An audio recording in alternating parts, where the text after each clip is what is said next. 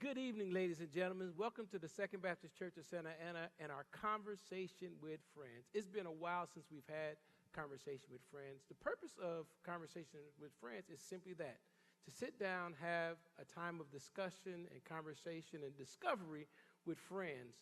March is Women's History and Appreciation Month, and we lift up outstanding women, which is not hard to do here and even in this area. We have a bunch of outstanding women all around the place, but today we have three outstanding women who I want you to meet, be able to engage and to learn what they do, how. Original Jersey girl, born and bred. Been here in California about 10 years. I have a Bachelor's of Science in Industrial Engineering from Rutgers University, and I also have a Master's of Labor and Employment Relations from the School of Management. In my current role, I serve as the Deputy Department Head, where I help lead over 450 scientists and engineers for the federal government. Wow, 450, shucks. That's impressive. And you just got that role not too long ago. Yes, correct. Congratulations. We're very, very proud of you. Thank you. Demetra. Good evening. My name is Demetra Moore, and I am from North Long Beach, California. I am the youngest of three siblings. I affectionately consider myself the daughter of a preacher man and a mother who tried to teach me book smarts and street smarts. I have a bachelor's in criminal justice from Cal State Fullerton, a master's in public administration from Cal State Long Beach, and a master's in management and leadership from Pepperdine University. I work for Los Angeles County Office of Education, whereby I'm a financial consultant. I oversee and monitor school districts' finances in Los Angeles County. LBC in the house, y'all. Know it. You know, now North Long Beach is not regular Long Beach. I just want y'all to know. Y'all should look that up. It is a very affluent area of Long Beach. Absolutely. So we have someone who's in the law field. We have an engineer. We have a financial minded person. Joy, tell us a little bit. You're an industrial engineer. What is an industrial engineer, and how did you get in that field? So my first interest in engineering came in high school. There was a group of African-American leaders who worked at Lucent Technologies who participated in a program called PACE, which is Program for the Acceleration and Careers of Engineering, to get students of color to become engineers. And my mom would drive me there faithfully every Saturday, and we'd take a math course and a science course and then an engineering course, and that's how I got interested in the field of engineering and really found out what it was about and what it looked like in real life. When I first went to Rutgers, I wanted to be a computer engineer because everybody wants to be a computer engineer. It sounds impressive, but as I grew more in the discipline and in the field, I realized that industrial engineering was a better fit for me. Yeah. Industrial engineers deal with reliability, they deal with ergonomics, they deal with stochastic modeling, and a good example of industrial engineering is in UPS or Amazon, how you're getting your packages in 2 days. That's something that industrial engineers have done. So that's how I got interested in the field. It's amazing. You know, it's interesting. My daughters and my son, they've gone to Saturday academies and different things, and they always kick and fight and didn't really want to be a part of something on a Saturday. They wanted to rest, and look at you. Something that you did on Saturday has really changed your life. Girls, Saturday Academy is the bomb. All right. Demetra, Yes. you're the money lady. The money lady, yes. Tell me, how did you get into that field? So I first want to give kudos to my mom. My mom was my first financial guru, and she taught me money management skills. She said that when you go to a bank and you want to ask them for a loan, they don't care about your shoes, your clothes, your hair, or how good you sing in church. They want to make sure that your credit is good and that they're going to get their money on time. So early in my career, I was working for a city in the Inland Empire that was going through a bankruptcy. And I was one of the three women in the council room whereby we would meet monthly to discuss our agenda items that were going to city council. And I would look around the room, and I noticed there was a lot of men at the table that had the gift of gab. They knew how to put their words together. They had nice clothes, nice shoes, but we were working for a city that was going through bankruptcy, and they didn't quite have the skill set of managing their finances. So I paid close attention to that because I knew that I wanted to be a leader. I already knew I was a minority. I knew I was a woman. I knew I had to have another edge. If I wanted to have that programmatic leadership experience, I also needed to know how to manage the money and the finances. So I delved more into finances and management, and I transitioned back to Los Angeles County, where I am now, working for Los Angeles County Office of Education, where I'm overseeing the finances and not only just having the gift of gab and understanding and navigating the politics, but really understanding finances and how we manage those funds in a way that positively impacts the children that we're serving, and most importantly, those children that are in poverty-stricken communities. Yeah. You know, you said something that was pretty powerful. You know, you carved out a very powerful career by seeing what was wrong. You saw a problem with how people manage money on a global scale, on a larger scale, and you were able to solve that with real substance and skill. And so I think that is a very powerful lesson. If you want to be successful in life, you find where there's a problem, and if you can solve it, you will never have to worry about the amount of money you make and being relevant. So thank you. That is good. And we'll talk later on, because even not only professionally have you been able to do some things pretty powerful with money, but even personally you've been able to have some success. And so we'll talk about that in a little while. Alicia, how did you get into the field of law? Well, it's a very, I don't think it's a very interesting story, but I'll tell it. When I was younger, I spent a lot of time with my grandparents, and neither of my grandparents are attorneys, but they're both fascinated with current events. They always had the news on. There was always a ticker, CNN, C-SPAN, something, and I was with them a lot, so I watched that a lot. And when I was 9 or 10 years old, it was when the O.J. Simpson trial was one of the first televised trials to be live on TV from start to finish. And I watched that every day with my grandmother. And she did the best she could to explain to me what was going on in that courtroom, you know, between the prosecutor, the defense attorney, the judge, the jury, the reporters, the witnesses, you know, what was happening as the story of, you know, that event transpired throughout the trial. And it absolutely fascinated me how the attorneys were telling a story by asking questions of the witnesses and eliciting testimony, and then would use their arguments to piece together the information that was shared in testimony in order to make an impression on the jury. And how the judge, you know, sat there very, very solemnly, taking it all in, and would use that information to make a decision. I was a child that grew up in the arts, so to me, in my little simplistic mind, it seemed like sort of a theatrical production, you know, trying to understand all of the moving parts coming together. And that fascination was something that persisted with me throughout the remainder of my career. So when it came time for me to decide what to do with myself after I completed my journalism degree, that bug for the law that bug persisted with me. It was still with me. I was still interested, and I pursued my Juris Doctorate and a career in litigation, and eventually made my way to the federal government. And to this day, the process of adjudicating issues, solving problems, is something that still fascinates me. Again, solving problems. So there's a couple things. Solving problems, right? And inspiration comes from different places. Your grandmother, your mother, a group of people you didn't even know that want to give back to the community. And what I want to also remind people who are watching us today is that these ladies have positions of great influence, and they pay well, and they require a lot of attention to detail and to show up. And so we recognize athletes. They have to work hard to get to the top, right? You know, Michael Jordan and all the greats talk about how you have to work hard, but people don't recognize how hard you all have to work to not only get to where you are, but to stay to where you are. So talk to me a little bit about some of the challenges that you face as a woman, and as one who has a position of influence and power, and how do you lead in that environment?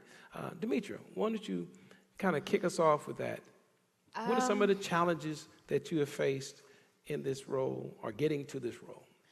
I think starting off, I'm the youngest in my family and the most educated. So I didn't really start. We talk a lot about equality and equity, and there is a difference.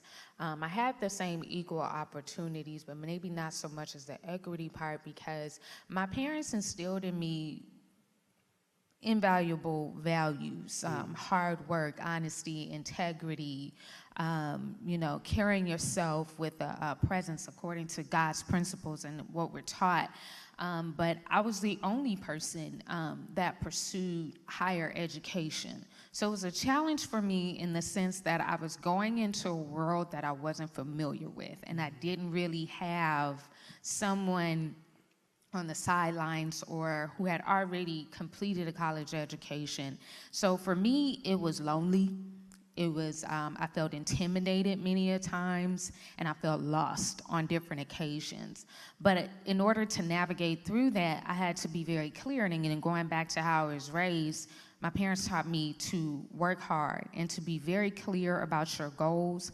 My dad always said, I don't know about all these other people, but this girl here is going to college. So he set the standard early, and because I knew that, and I knew I had to be that girl to go to college, and I wanted to, I didn't so much as let my environment or my lack of exposure to hinder me from pursuing other endeavors. But then once I got into my career field, not only was I a woman, but I was the youngest.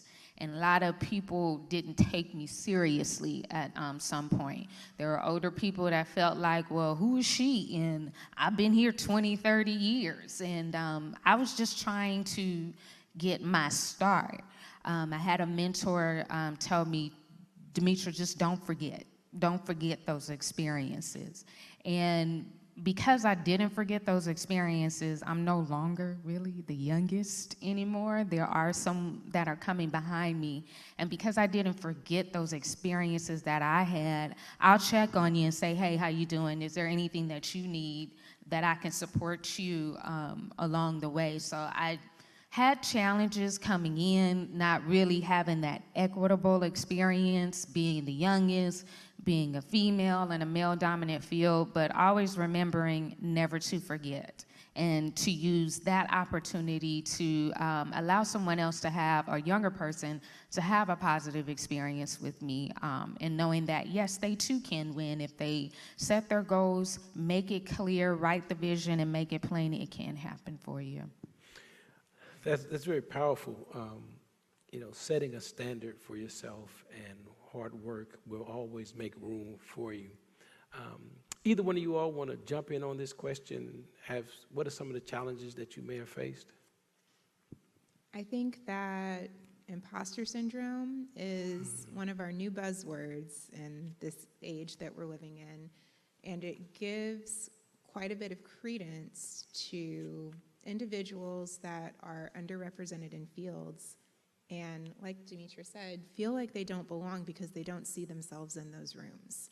And when you're a trailblazer, when you're someone who is a first or who is an only or who is the youngest, oftentimes your own self-doubt can be what rules you out of possibilities.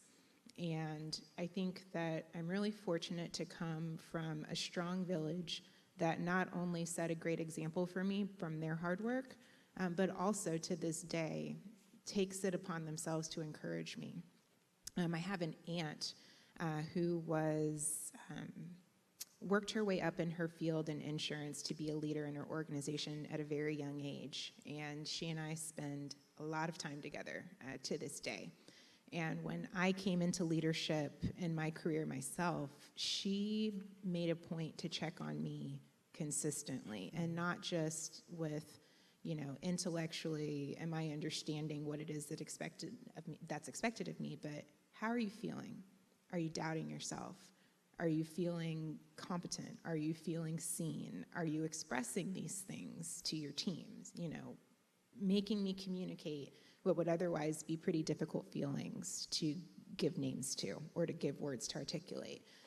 So I think that one that goes through that experience, reaching back and helping someone else, whether it's a relative that you're very close to or someone else that you see in your office that's sort of traversing the same trail as you, is something that's incredibly important. And throughout my career, because I know how many people have helped me, that is one of the things that I find to be the most rewarding, is recognizing talent in folks younger than me, letting them know that I see it, and then helping them develop themselves, so that, kind of like Kamala Harris said at the inauguration, that she may be the first, but she won't be the last, that the same is true for anyone I know in my realm. I think that's beautifully stated, this concept of striving forward to reach back, especially when you are at the front of the ship and taking all the headwind, right? I think that is beautiful. And I think what I'm hearing from you too, and Joy, I would like to hear from you in just a moment, is that it is important not to have a mentality to say, I struggled to get here, so those behind me need to struggle too. You're saying, no. My struggle should not be the next person's struggle. People will learn, and I will make a way for the person behind me. My wife has a first cousin, and they're very close. She went to Pepperdine undergrad, UCLA for a master's, and got her PhD in epidemiology from Johns Hopkins University Medical School. I mean, that's big stuff. And as she's going through this, she's doing all this research, she's writing articles, and she's in journals and all this kind of stuff. And then it became time for her to graduate and interview for jobs. And as she's interviewing for jobs, this black dean comes over to her and says, listen, remember, you're from Johns Hopkins. You did not get here by some accident. You earned your way here. And when you interview, remember, you belong anywhere you interview. And she talked about how that was so important for her because she suffered UCLA, Pepperdine, Johns Hopkins, and she suffered from this imposter syndrome, and someone had to remind her that you belong here. Joy, tell us a little bit about maybe some of the challenges or even about how you made sure that you belong here, because what's interesting is that all of you all are too young to be in the positions that you have, but your hard work and your village and your determination is important, and how you see yourself. I may add to Alicia's point when she talked about the self-doubt. Studies have shown that when it comes to promotions, men will just apply. They don't have to be qualified, they'll just apply. But women will doubt ourselves and we'll say, oh, I don't have this, or I don't have that, or I need this certification or that or this. And the position that I was in before this one, when the announcement came out, one of my male coworkers asked me, oh, are you going to go for it? And I was like, oh, I don't know. There's a lot more people who are more qualified than me. And he said, you know what? He said, don't tell yourself no. Let them tell you no. Yeah. But don't tell yourself no. And I was like, you know what? You're right. And I went for the position, and I got it. And there were people who were more qualified than me, but the Lord saw fit for me to be there. And when we talk about the whole servant leadership, I know that the Lord placed me there, and he continues to place me there to help someone else. It can't just be for me.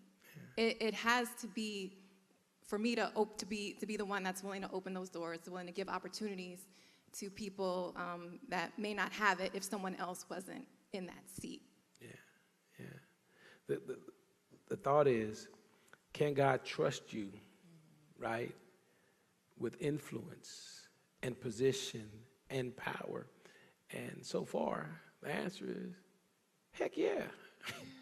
God can trust you. I want to stay there a little bit on this kind of imposter syndrome and this self-doubt, and don't you tell yourself no, let them tell you no. I was at a women's conference, a women's luncheon a few weeks ago, and there was a very powerful women. They talked about, and the roles they have are just incredible, and they talked about how they have negative talk. They hear voices that always tell them what they can't do, and they have to overcome those voices. Have you ever had to deal with your own negative self-talk? And if so, how do you overcome those moments of negativity that just seem to come all by themselves. You don't even ask them. You don't invite them in. They just be like, yo, I'm up in here, and they loud. Kind of like Pastor Pitts. Up in here and just loud. Well, I tell them to be quiet. Because not only am I the author of my thoughts, I'm the observer of my thoughts. And just like I can pick up a book and decide that I don't like it and put it down and find something else, my brain has that same capability. So as I'm sitting there, I have something to do. I decide I don't believe in myself, just like I chose to decide that maybe I'm not the person to be the fixer of said problem that is in front of me that seems insurmountable. I go take a walk, I pet my dog, I go to the gym, I do a handstand or a headstand, let the blood rush to my head, and try to think of a different thought.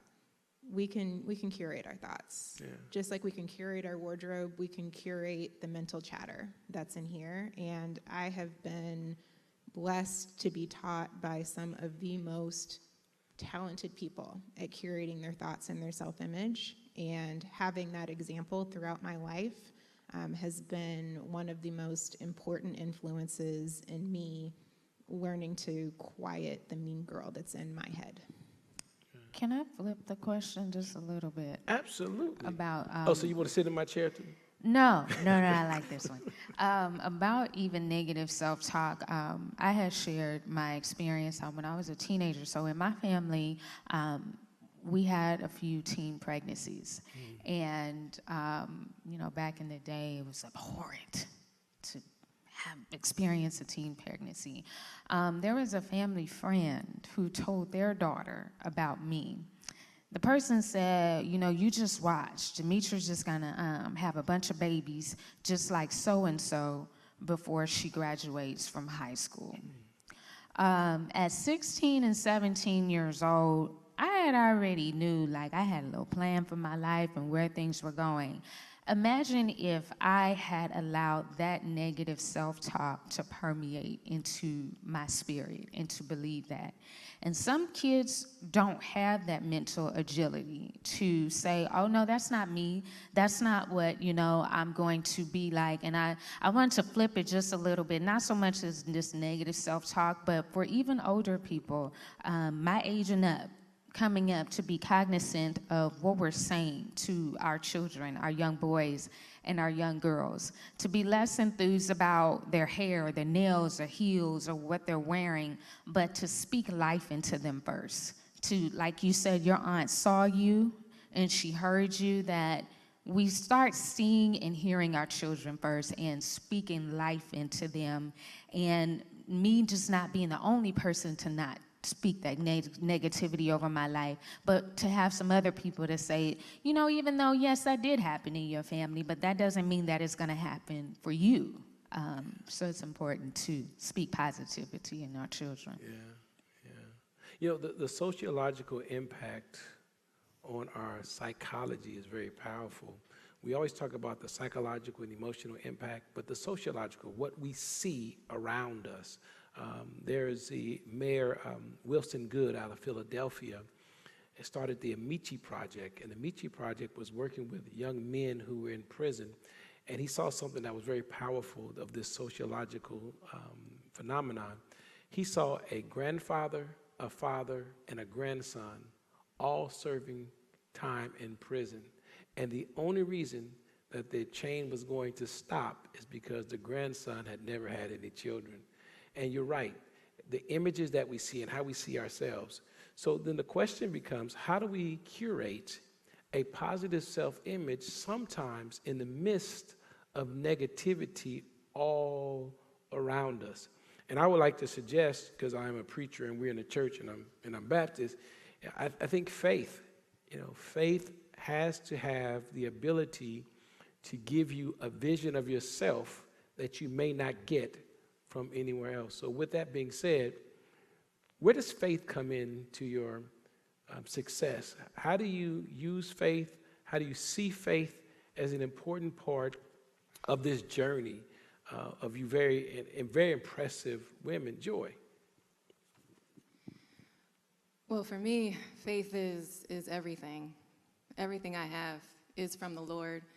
And I don't start my day without praying, spending time in prayer, at least a minimum 15 to 20 minutes. And if it means I have to wake up earlier, then I wake up earlier to do that, because it's so key. Lord, you direct my steps. Lord, you tell me what to do. Lord, you give me the words to speak. Lord, you be edified in my life, because we are examples of him in the workplace. People are looking at us, and it should never surprise anyone that you're a Christian at work.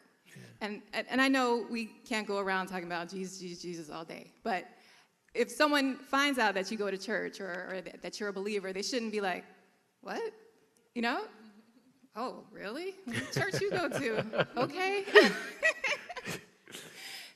Church in North Long Beach.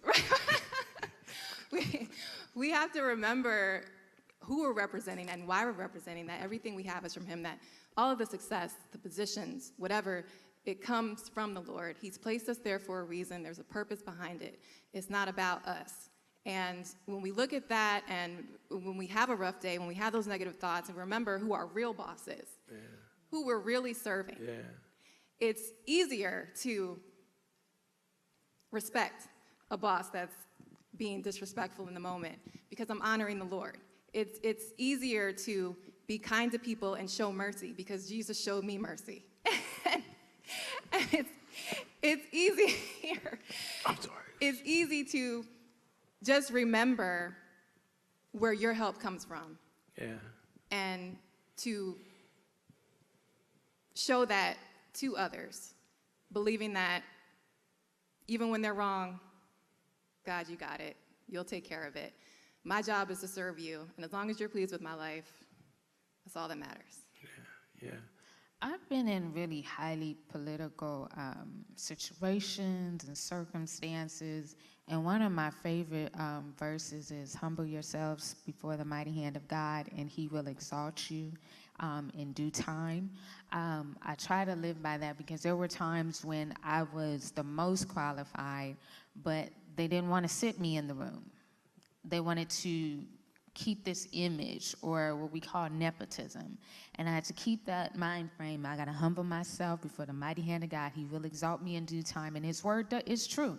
And it does happen. The person that you may have wanted to sit in the room didn't have enough experience, and it showed. And then you may have had to call Demetra to come back in and join us. So, that's just, how we can keep our faith, especially when we're having difficulties on the job, is to keep yourself humble. God will take care of you. Yeah. Alicia, you have only been here a year. As a matter of fact, if I remember correctly, yesterday was your 1-year anniversary in Southern California. I would say sunny Southern California, but the weather been tripping lately. I brought Missouri weather here with me. You brought Missouri weather with you. Yeah, the tornadoes, the blizzards, oh my all the goodness. rain. Yes, But Missouri. What was really powerful for me is that you came here by yourself, no family, and one of the first things you did was sought out a church. And you sought out a very good church, just for the record. Why? Why was finding a church home so important for you? Well, I relocated to Albuquerque, New Mexico before I made my way to California for my job. And that transition for me was a really challenging adjustment, because everything around me in the city where I landed was unfamiliar. It's a very racially diverse city, but it's different in composition from where I'm from in Kansas City. It's smaller. It's surrounded by rural land, and it has a very strong Hispanic heritage, and Hispanic not to be confused with Mexico, Latin culture, but historically from Spain, dating back to the conquistadors in the 1500s. So families that have lived in that state have been there for centuries at this point. So this was all new to me when I arrived there. I arrived there to help open an office, train staff, and grow as a professional for myself. But it was my first time being out of the state of Missouri and out of the comfortable village that my parents had created for me. That village is why I am who I am, and to be taken away from it and not have a place where I could go to feel at home while I was in New Mexico was a very unnerving feeling for me. I was able to stay in touch with my church in Kansas City, thankfully due to the pandemic and all of the advances in technology that allowed, live streaming and YouTube and to receive the word in that way. But more often than not, I received the word at home. And because I was coming to a bigger and more diverse locale this time around, I took the adage that I wasn't starting over from scratch, I was starting over from experience. And what I hadn't had the first time around, in addition to a wonderful hairstylist, was a church where I felt at home. And it was one of the first questions that I asked a coworker of mine who asked me what I needed. And she gave me a list of churches where she thought I might be comfortable. And this was the first one on the list. And I'm very happy to say that I visited one time and have been coming back ever since. Yeah, I appreciate that. It's so powerful that you recognize that there was a gap, right? First, we have to have our priorities, right? Hair, then God. We got that, right? Let the church say amen. But you talked about not starting from scratch, but starting from experience. And I want to talk about failure. I heard someone say that I never fail, I only learn. Can either of you talk about a time where you learn from failure? I can speak to that. Okay. Prior to the position I'm currently in, I interviewed to be a division head, and I completely bombed the interview. And I was just so embarrassed, and I didn't want to go to work. I just felt like people were laughing and pointing at me. And it was so upsetting because I couldn't blame anyone but myself. And I was the front runner. Everyone thought that I was going to get it. So what I did was took a step back. I had to humble myself, and I got feedback from the panel, on the interview panel, on things I said wrong and how to rephrase answers better. And from that, I applied what they told me, and on the interview for the job I'm currently in, I applied it. And it worked. Yeah. So, and this is a better position. I've actually jumped 2 levels. So I'm actually managing the people for the position that I applied for, if that makes sense. But so that's an example of how the Lord can use what you think is a failure, and if you're willing to humble yourself and learn from it, and then apply what you've learned, how it can be used to elevate you to something even greater. So what you should have just said is favor ain't fair. That part too. That part too. No, that is a wonderful, wonderful story. I think looking at our mistakes and looking at our blind spots is something that is not very palatable for many of us. It's very difficult for us to see where we have failed. How do you seek feedback? And how do you begin to embrace feedback for your blind spots so that you can grow? You can't grow without correction. One person put it this way: Tiger Woods, the greatest golfer of all time, or at least arguably the greatest golfer of all time, if he has a coach, don't we all need a coach? If he has blind spots, don't we have blind spots, and don't we need people? Talk to me about how do you get positive feedback that's constructive that you can build yourself on? I ask for it. I understand that the realm in which I work now, I'm not a solo actor anymore. I'm a part of a team. And one of the benefits of teamwork is the gift of perspective from my teammates. So just like they come to me asking, what are your thoughts on this? Do you have any sort of constructive criticism? Do you have a different vantage point from which I could see this?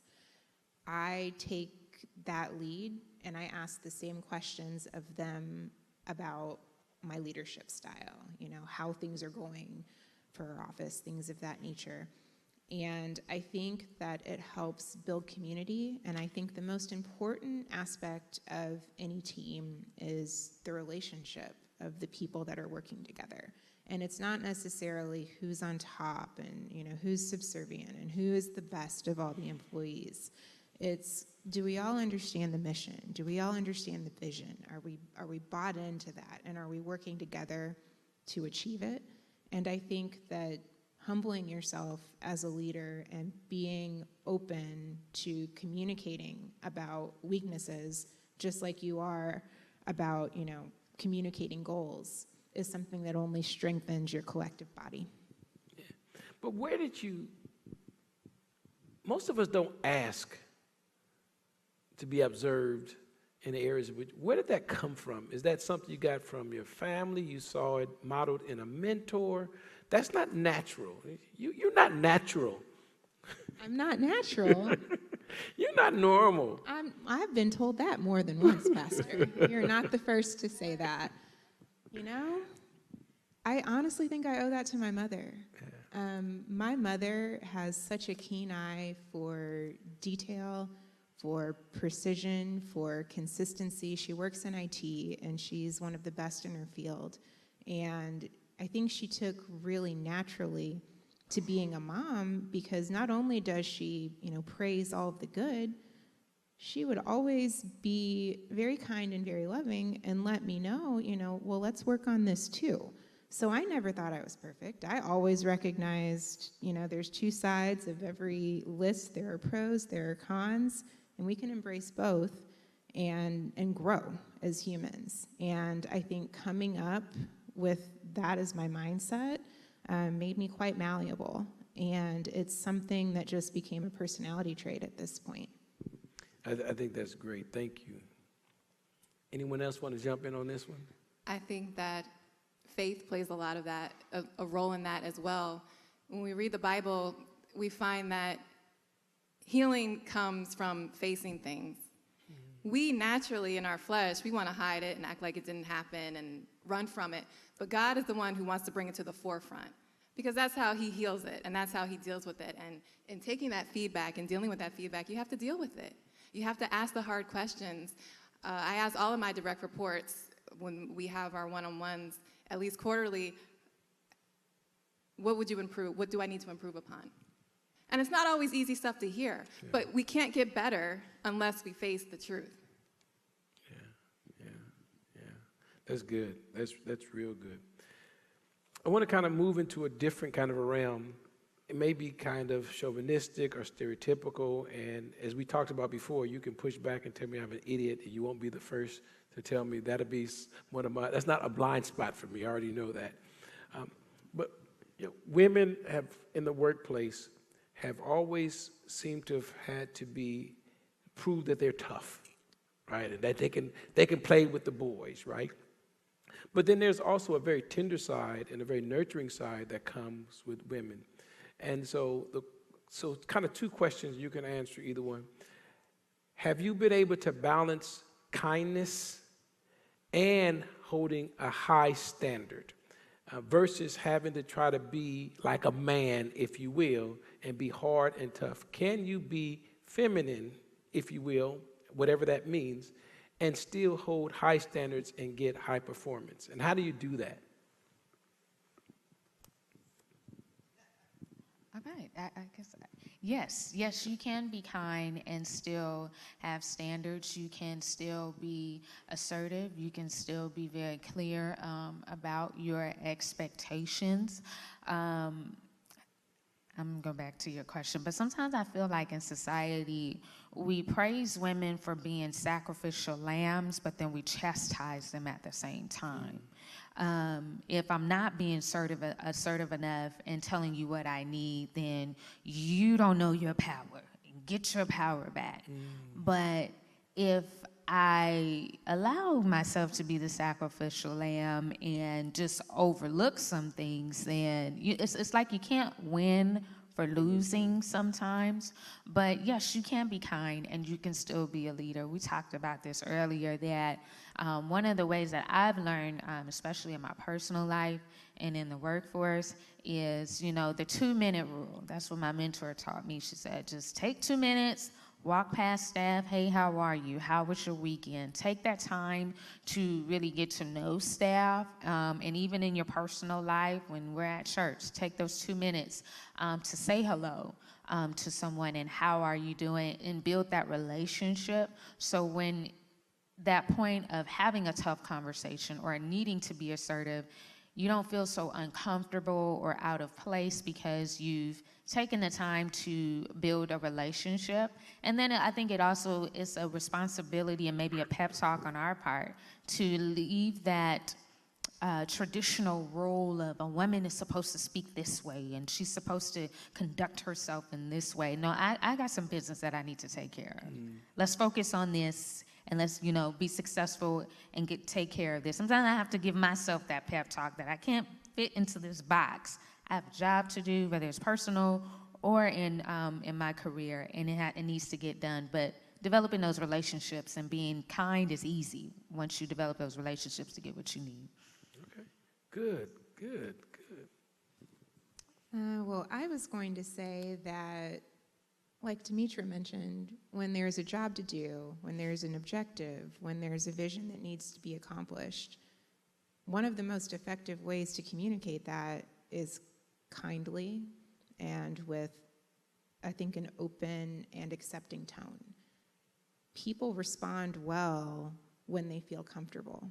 And I think some of the most effective leaders are highly empathetic. They lead with what they feel. They lead with how they make others feel. And I think recognizing how your actions, your thoughts, your plans make your teammates feel, and being able to communicate about that intelligently with your words is one of the most powerful things that anyone can do, male or female. And learning how to hone those gifts at a early point in your life only benefits you. So that was something that has been taught to me since I was a kid in elementary school. Kindness matters, tone matters, your tenor, your rapport with people is incredibly important. No one really is all that impressed by your degrees and your accolades and your credentials if they feel like you don't care about them. And I think that leading with your heart is something that anyone, male or female, can embrace to magnify their power. Yeah. But if you lead with your heart and you're empathetic, and isn't that weakness? That's strength. I think it goes back to what's the root? Why do you want to be a supervisor? Why do you want to lead? Why do you want to be in this position? Is it to be the most powerful person? Is it to prove something to everyone who ever said anything bad about you? Is it to be dominant? Is it to, rule the world? That's going to come out. You're going to come off as aggressive. You're going to come off like you don't care. People aren't going to feel comfortable around you. They're not going to want to work for you. But if you are truly coming from the servant leadership perspective of, I am here because we have a job to do and I really want to get it done and I want to help others. I want to see them develop. I want to help them get to where they want to be. That's going to come out as well. Yeah. And that kindness will just be natural. I think believing in your mission, believing in whatever the service that it is you're providing is incredibly important in ascending to a leadership role. I think that being able to talk to anyone in an elevator, on the street, at the gym, a 2-minute elevator talk about, this is what I do, this is why I'm passionate about it, this is why you should be interested in it too. I think that those types of skills take whatever your specific aptitude is, and they multiply it exponentially. And coming from a heart of service, I think, is something that's authentic, that can't be duplicated with anything other than a passion that's innate. And it does. I think it makes anyone that exhibits those qualities incredibly powerful. It makes people want to learn more from them. And I think that intrigue leads to influence, and influence leads to results. Very powerful. I feel like I've learned so much from you ladies today, and I really want to say thank you for what we've already experienced, but I want to go a little deeper and maybe get a little bit more personal. We talk about these assertive women, who are in the workplace, and then they come home to family and to husbands or boyfriends or just their peers, and they don't know how to turn it off. And I don't know if you feel that's true or not. And the example I give is that I was working as a counselor at a college, and all day I'm counseling. And a few months into this, I would come home and my wife would say, you're talking to me like I'm one of your patients, right? You need to tone it down. And I didn't know that. I didn't even realize it. I didn't turn it off. And so my question to you, do you have challenges with turning it on and off, or are you the same all the time? Does your family, your loved ones, your boos, or your exes, or whatever it may be, talk about being too assertive and finding your role in the house and those kind of stuff, right? And we talked about this before, so I'm trying to be careful not to sound like some chauvinistic pig, but oink, oink. Let's go. Joy, you had the best answer for this. Yeah, Joy had the best answer for this. She said, I don't even remember what I said.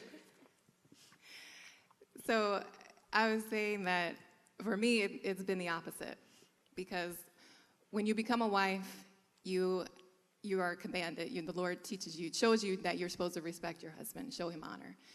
And if you don't know that, when you get married, the Lord will show you while you are married how to honor and respect your husband. And in doing that, it's translated into my career and how I've treated men at work. And it's actually, I believe, helped, along with God's grace, of course, to elevate me, knowing when to be firm, but also sometimes when to pull back. And I've actually won arguments, if you want to call it that, by actually letting them have the last word. And then they come back and they think about it and they say, oh, Joy, you were right. And it's not, when we talk about respect and honor, it's not a thing of whichever you like and, just bowing down. What men see as respect, and I'm speaking about men because we work in male-dominated fields, is not always what we see as respect. So I didn't know that leaving garbage in the car was seen as disrespectful, but it was. That wouldn't be disrespectful to me. And the same thing with, men at the office. There may be things that they see as disrespectful, and when you learn those things and you don't do them, now they want to work with you because, oh, she respects me, and so that's something that I've learned. Yeah. I think that's very powerful. Humility goes a long way, right? And then I agree with you, Alicia, when you talked about having a heart of compassion and being able to pull back is not weakness, it's actually strength. And I think weakness is not being able to control yourself. Exactly. I think being able to recognize your triggers and to contemplate your words, monitor your behavior, and lead with what you would want someone to say to you, as opposed to whatever it is your brain might conjure as its natural reaction. Being able to cultivate a response as opposed to reaction, I think, is a very key skill in one's emotional and professional and spiritual maturity.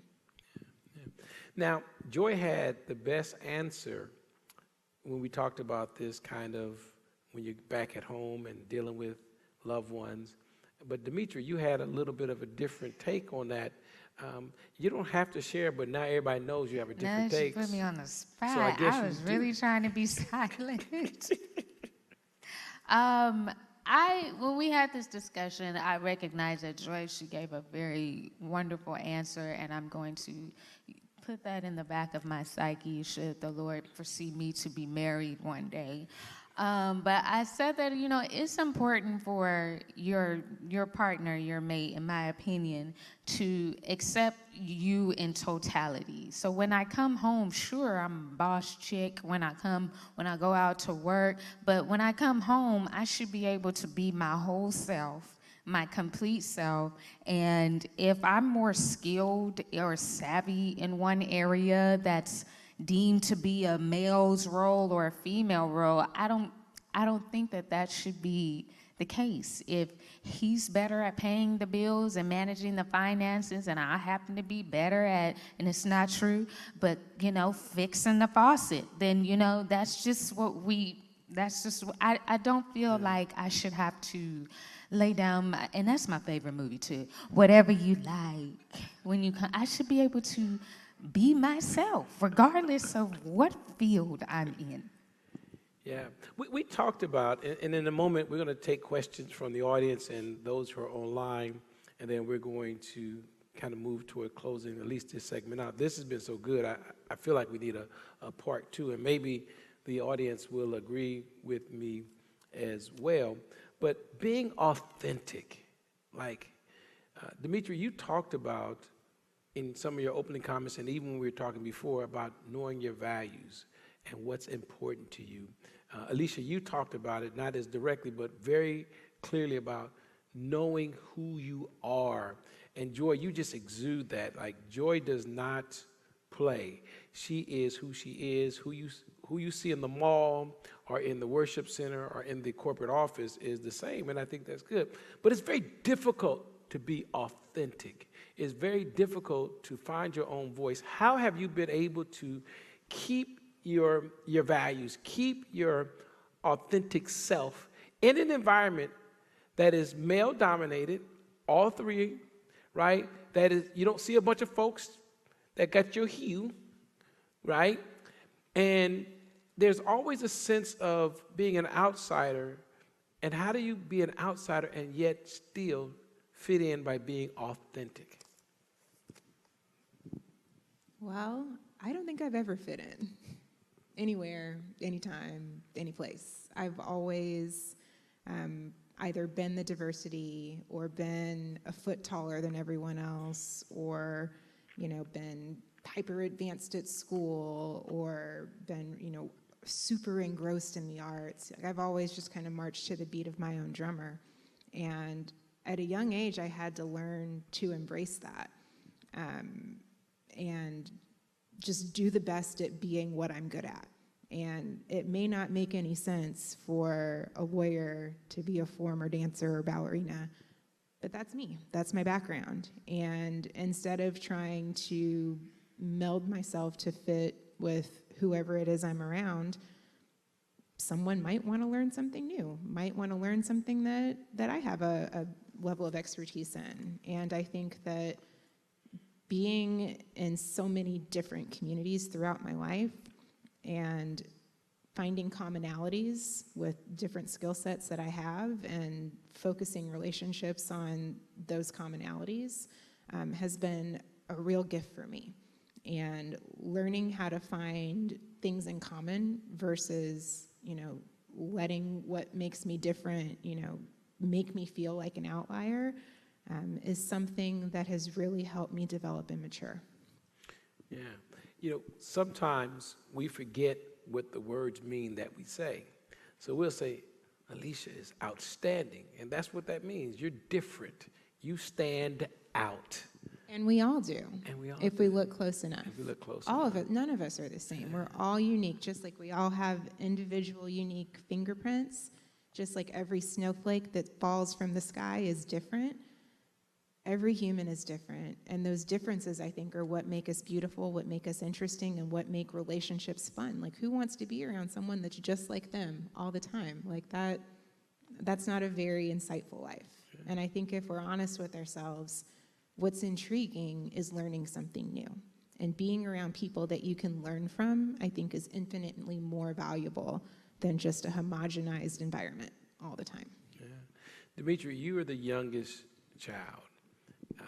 You're the daughter of a preacher man, and the church is the ultimate conformity institution in the world, right? And yet your parents, almost like Joseph, spoke into your life and saw different things for you. How did you manage that growing up in your own home, and how did that translate to the workplace? It was hard, actually. Like Joseph, and you talked about fitting in. I felt like the black sheep for a long time. Probably still is a black sheep in some ways, and that's okay. What I've had to learn really is really speaking life into myself, affirming myself, writing down positive affirmations, and, letting myself know that I can do this. Maybe this person behind me has never done it, probably doesn't care for me too much, but I got to stay focused.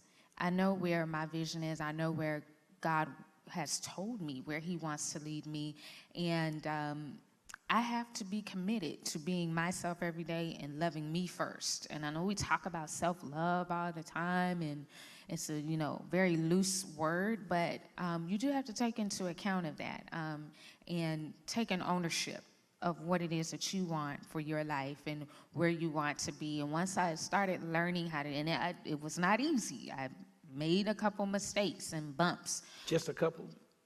More than a couple, probably. But yes, but I had to learn along the way and just be committed to being myself, because I know that God made me in the likeness of his own image, and to honor that. Yeah. It's interesting because, Alicia, your response is a little different than her response, and that's good, because the journey to understanding who we are and the journey to understanding our own values is going to be different, but it is a journey that is worth traveling. Joy, you are very open about your faith. You don't hide from it. I would imagine you probably don't quote scripture at work, but people know. Like, they know. Like, you spend any time with you, they know. Has that been a challenge for you ever in the workplace? And have you ever been challenged by your faith or some of the values in which you hold? Yes.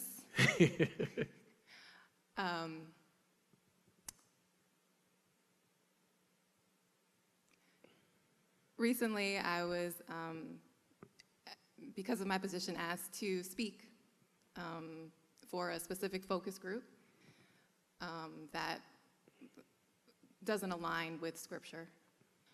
And I thought about it, because I said, man, if I go and I present, is it going to make it seem like I'm in agreement with, some of the choices that are being made?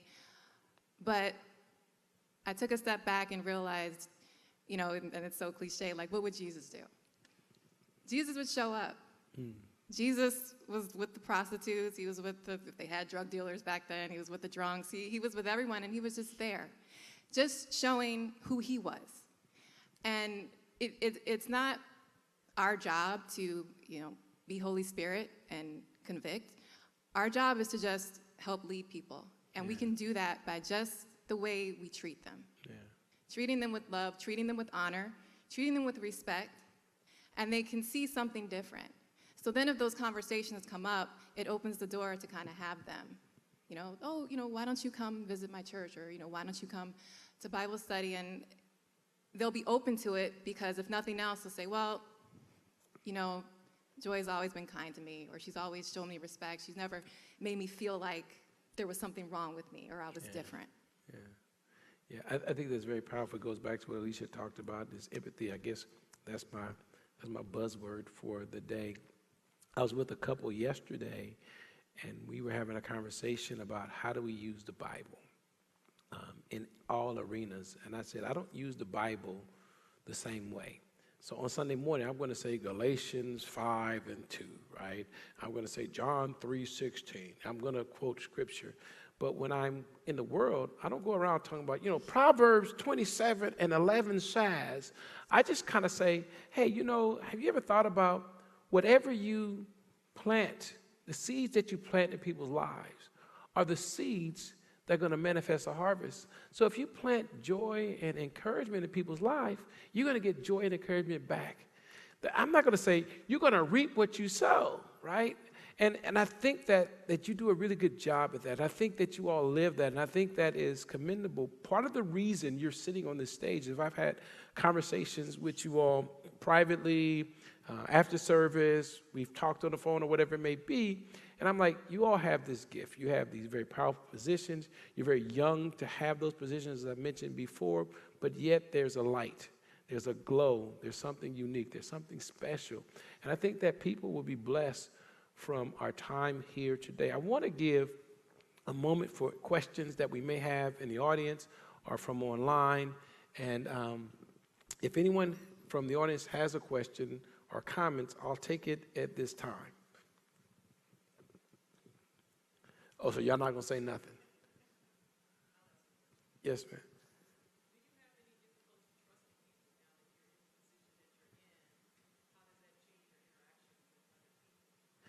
The question that came from the audience is, do you have trouble trusting people now that you're in the positions in which you are in?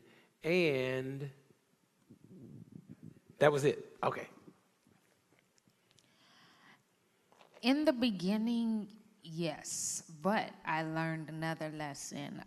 Another mentor taught me, as you go up in your career, and I believe more so career is now a lattice now. You can go in many different directions, and especially when you live in the state of California, you need more than one job.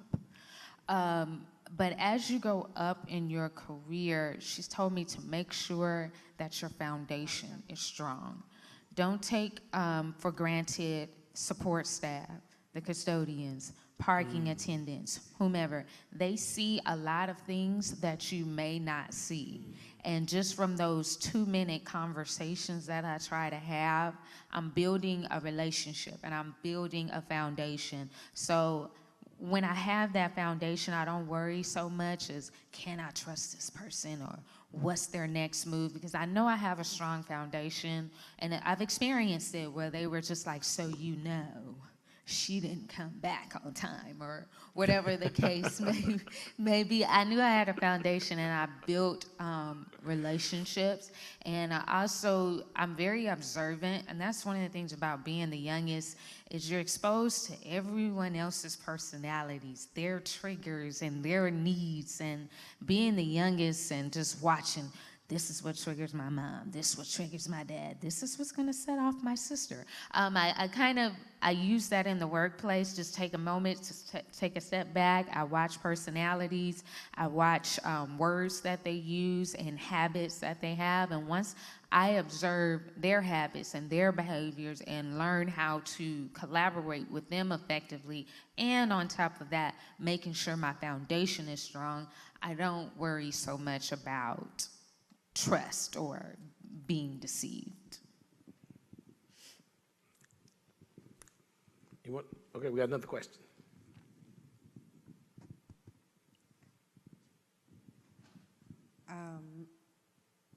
My question is, so whenever you, Joy, we're talking about being respectful, and then Demetra, you said sometimes you just want to be yourself. I guess I just want to know, in a male-dominated environment, how can you make sure that you're coming off authentic and not coming off authentic and not coming off like an angry black woman? No, not an angry black woman, because basically, like, I kind of had an experience today and I had to pray. So it was like trying to interact with your coworkers, but wanting them to understand like your position, but not coming off in like a nasty way, if that makes sense. Like, you know, just trying to be polite and not being, I guess, rude or angry. So one of the things I like to lead with in difficult conversations is attributing my sources. It's a concept from journalism where I learn about a topic and I tell someone where I learned that thing from. So they're not taking me telling them something or telling them that they're incorrect as a personal attack, because the information that I'm sharing, I didn't make up. I learned it from somewhere. And they need to learn it too, so they understand what to do and why it is that they're incorrect. And I think that leading with information as opposed to an accusation is something that really does help a lot with curating your image when interacting with coworkers. So, Alicia, that is very good. Can you give an example of what that looks like? Can you be specific? Sure. So I work in the law, and law is a gray area, especially when you deal with interpreting, say, a statute or a regulation, and two different parties that have different ideas of what that means. And when you're a person that's in charge of making a decision of who is correct about their given interpretation, and let's say neither of them are, both of them are off by a little bit, the way I like to, I guess, allow that discussion to go in the correct direction, because I'm not really in a position where I can tell people on the record that they're correct or they're incorrect. I can just ask questions. So the first question I like to ask someone is, what is your source? Where is that written? What is the date of that authority that you're citing? And I like for people to explain where it is their argument is coming from, so that maybe they catch it themselves. If they don't catch it themselves, at that point, I will find the appropriate piece of authority. I will read it to them verbatim, and I will say, does this sound like what it is you're trying to say? And more often than not, that shows them that they're incorrect without me having to tell them. And it's an opportunity for education, really, more so than anything else. That's really powerful. Thank you. Were you going to say something? There's a question. All right. I can't see it. Can someone read that? It says, did anyone experience problems with men in their workplace who disrespected them in any way, given the Me Too movement? I have. I experienced I'm not going to go into too much detail about it. It happened a very long time ago. I had an experience where a male got really aggressive, jumped from their seat, pointed his finger in my face. It was about money. It was about his particular unit, and very, very disrespectful. Definitely used his bodily force. And in that moment, I knew that I had to be calm. And it took everything out of me to say, I understand, your frustrations, but we need to conduct ourselves in a professional manner. It was really important for me to remain calm, even though I may have felt intimidated because he was probably double my size at that time. So yes, that does happen. I even had a former, long time ago, not my current employer, someone say, well, Demetra, since you're going into a meeting with so-and-so, make sure you wear your heels. And I'm like, what? You're telling me to wear my heels?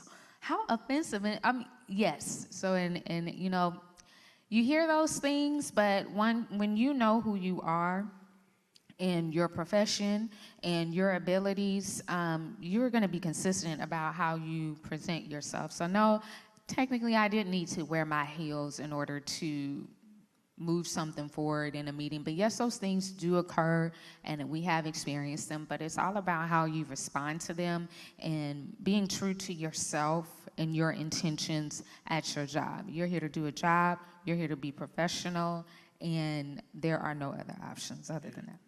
Has it changed from when you entered your career, and again, you guys don't have 40 and 50 years, again, you're just pups, right? But has it changed for the better for women, even in your short careers? And how so?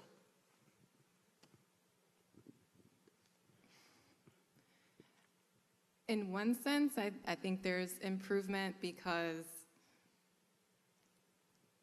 people understand they have to be more cognizant of what they can say, what they can't say, how they can speak to you. But to say that it's completely eliminated, you still get slick talk. Yeah. You still may get flirted with. Someone may still say something disrespectful, but at least now it's a little more out in the open. And I think it's good because it just shows that whatever is in darkness always comes to the light. And sometimes it may take a few years. And I know a lot of women have gone through a lot of things at work, and it took time, but eventually it did come to the light. So there's definitely more awareness, but I can't say it's completely eliminated. Yeah, I have 3 daughters, and there is a movie called Hustle and Flow. And in that movie, as we kind of transition to our conclusion, the main star says that, he wants to be able to look his daughter in her face. And whether he believes it or not, he wants to be able to tell her that she could be the president of the United States so that she has no limits. How important is the work you're doing today to open the door for the little girls who don't know you, who may never meet you? And do you carry that weight of the responsibility of paving a way for them? How important is your work, the platform that you have now? And do you really see your job is more, or not even a job, your life journey is more than just a position of pay? But what is your responsibility to that little, and to the little boys as well, but in particularly, since this is March, we're talking about the little girls. I think representation matters. And I think that being privy to environments where women are not only in charge, but they do so well, goes such a long way in the development of children. I know I come from a family of women that are educated, that are assertive, that are leaders in their field. And seeing them not only in their workplaces, but at home, influenced me exponentially as I was growing up. I do have a dad that told me from the time I was a little girl that if I wanted to, I could be president.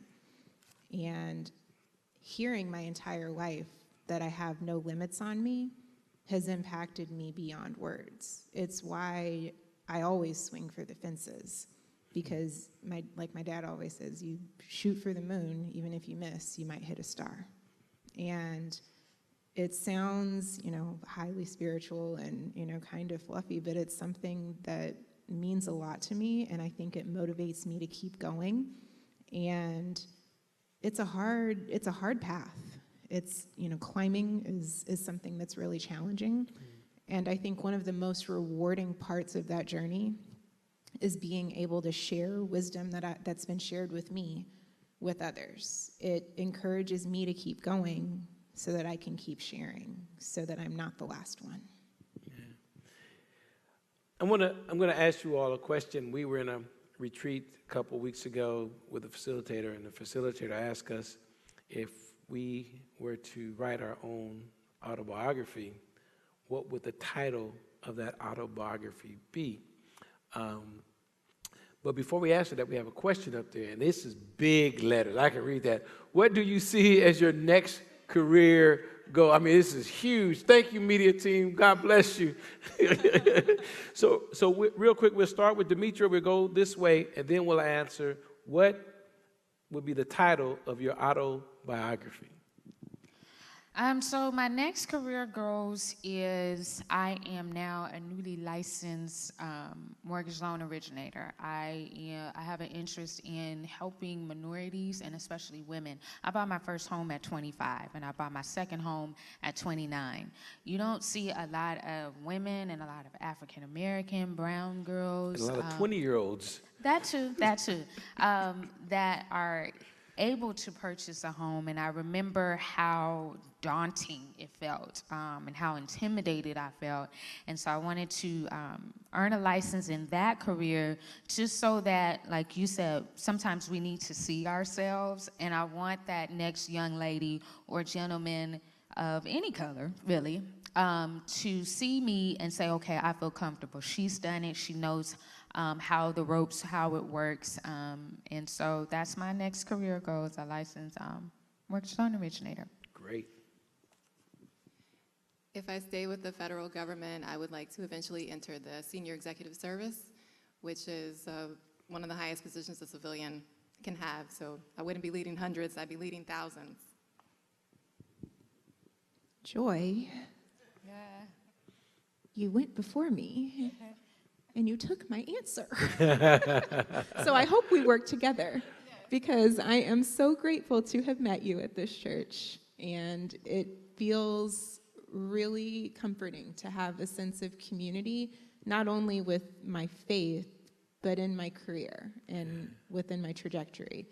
I didn't know what SES was until I was probably 5 years into federal service. And I know there is a pathway to it. One of the leaders in my organization shared it with me. And I didn't think that I had the credentials to even qualify to be considered until a few years ago. So if it's the Lord's will, I am more than willing to serve in that capacity when the time comes. It's important. We didn't get into this, and we could have, but to have advocates, like people who advocate on your behalf. That's different than a mentor, or even different than a role model. A role model is someone you can watch from afar. A mentor is someone who may be coaching you on certain things, but an advocate is someone who's opening doors for you, someone who hears where you want to go and tries to make those things happen for you. I was just told by Mita we do have one more question from the audience, and then we will close with our autobiographies.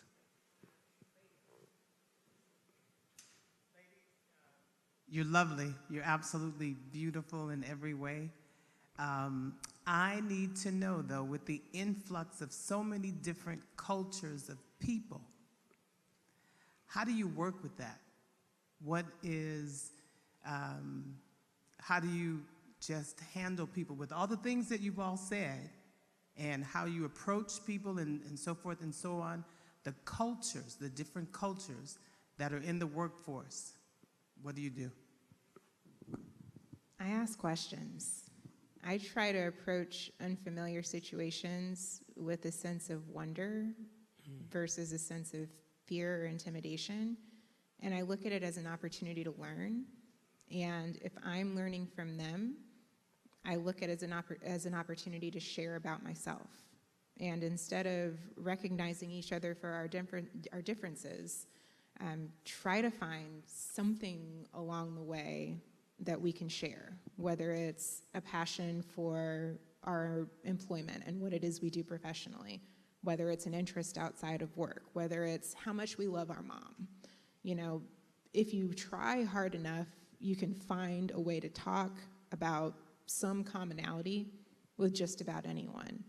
And that is a skill that I didn't know I was honing from a young age, being thrust into sort of different environments at a pretty regular pace. But wonder, curiosity, and appreciation are what I try to lead with. I like that you asked that question because I love everything Michelle Obama. And she talks about in her book, Becoming, is towards the end, especially being an African-American woman. She was attending Princeton, and obviously she was very much a minority in that environment, and how overwhelming it was to try to learn everyone else's culture and what made everyone else feel comfortable. And she challenged the reader to take a step back and say, you know what, let me take that burden off of you. Let me try to get to know you a little better in your culture. And just a little twist to that is, and I think you did speak on it, it's just exposing just a little bit of myself and my personality, understanding that common ground, but also, especially in the workplace, opening up myself a little bit more, because we often talk about, you know, you just go to work and go home. You don't tell those people, you know, your business. But in order sometimes to get promoted, people want to work with people that they like and that they feel comfortable with. So not only getting to know their culture and their personality, but opening myself up as well. Yeah. Thank you all so much. Autobiography. Joy, what's your title? Prisoner of Hope. Why? I don't know how to give up. I don't know how to quit. I don't know how to settle. As long as there is breath in my body and a God in heaven, there is a chance that it could happen. And I believe that for myself, and I believe that for others. And I will believe anyone for anything as long as it aligns with God's word. So. Amen. She kept going. She kept going. Of an overly simplified version of I think it was Elizabeth Warren that said it, but nevertheless, she persisted. Nevertheless, she persisted. Demetra.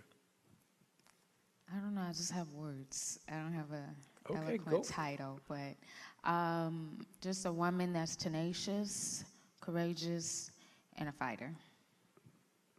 That's a title. That sounds like a title to me. I would want to read that book. Demetra, tenacious, fighter. I think it'll work. Ladies and gentlemen, those who are here and those who are online, let's show some love for these incredible, incredible ladies. And as we prepare to close out, I want to say I'm proud of you. I'm not your father or even blood related to you, but I am connected to you. And the Bible says that we rejoice with each other and we mourn with each other. And today, I am rejoicing for who you are, where you are, and what God is doing in your life. So thank you. Thank you so much for sharing with us. Until we meet again, may the Lord bless you and keep you, make his face to shine upon you, and grant you what? Peace. Amen.